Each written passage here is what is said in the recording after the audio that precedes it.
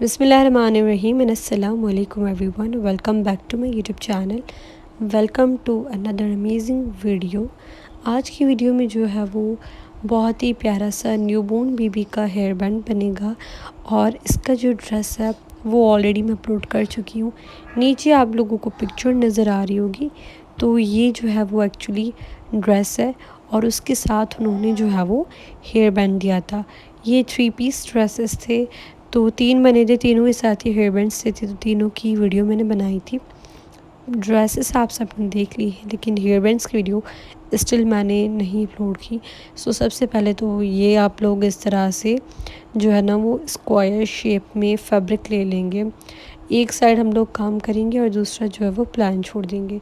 तो दोनों की तरफ जो ना वो सिलाई करके और अलग से जो नीचे से इलास्टिक हमने जिसमें डाला है वो आपका अलग से बनेगा। ऊपर से बो जो है वो सेपरेट बनेगा।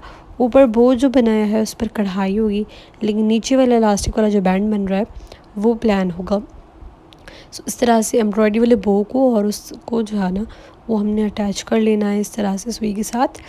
जो इस तरह से बिल्कुल अच्छे तरीके से लगा लेना ताकि वो निकले ना। ये देखिए, ये हमारा हो गया बो रेडी।